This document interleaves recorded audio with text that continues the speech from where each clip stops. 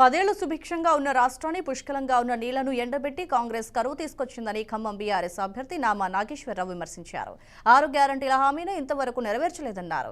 ఆయన ఖమ్మంలో మీడియాతో మాట్లాడారు. కాంగ్రెస్ పార్టీ మీద అన్ని వర్గాల్లోనూ వ్యతిరేకత ప్రారంభమైందన్నారు. రైతు బంధు కూడా ఇప్పటికీ రైతుల ఖాతాలో పడలేదన్నారు. ఈ లోక్సభ ఎన్నికల్లో తెలంగాణ ప్రజలు బీఆర్ఎస్ పార్టీని భారీ మెజార్టీతో ఆశీర్వదిస్తారన్నారు. మాజీ మంత్రి పువ్వాడ అజయ్ మాట్లాడుతూ ప్రజలకిచ్చిన హామీలు నెరవేర్చకుండా కాంగ్రెస్ ఓట్లు అడగటం సమంజసం కాదన్నారు. తనకు అనుకూలంగా ఉన్న ఛానల్ పేపర్లలో కథనాలు రాపిస్తే నిజాలు అయిపోవన్నారు.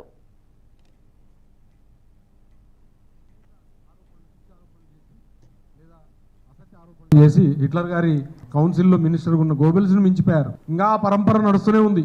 ఇప్పుడు నామా నాగేశ్వరరావు గారు నిలబడితే ఎక్కడైనా వచ్చిన మెజారిటీలు తగ్గుతాయేమో కాబట్టి దీన్ని డైవర్షన్ చేయాలా, డైవర్షన్ పాలిటిక్స్ చేయాలా. ఇప్పుడు పార్లమెంట్ ఎలక్షన్లు వచ్చినాయి కదా, నిజంగానే మీరు 4.5 నెలలు మీరు అధికారంలో ఉన్నారు కదా. ఇప్పుడు పార్లమెంట్ ఎలక్షన్లో వచ్చి నోటిఫికేషన్ వస్తే ఇప్పుడు కొత్త స్క్రీన్ ప్లేని కొత్త స్క్రిప్ట్ని బయటికి తీశారంటే దానికి కారణం పార్లమెంట్ ఎలక్షన్స్ని డైవర్ట్ చేయాలా, లేకపోతే పార్లమెంట్ ఎలక్షన్స్లో ఉన్న ఇష్యూస్ని డైవర్ట్ చేయాలా. మీరు ఇచ్చిన వాగ్దానాలని ప్రజలు ఎక్కడ మరి సీరియస్గా తీసుకొని మిమ్మల్ని రానియరని చెప్పి ఈ రకమైన డైవర్షన్ పాలిటిక్స్. 220 హామీలు ఇచ్చి 44 పేజీల మేనిఫెస్టోని విడుదల చేశారు. అందులో మొదటి పేజీలనే రాసింది ఏంటి అంటే, ఈ ప్రభుత్వం ఏర్పడిన వెంటనే ఇవన్నీ కూడా అమలు చేస్తున్నాను అన్నారు. ప్రభుత్వం ఏర్పడి ఇవాళకి 120 రోజులు దాటింది. తర్వాత 100 రోజులు అన్నారు.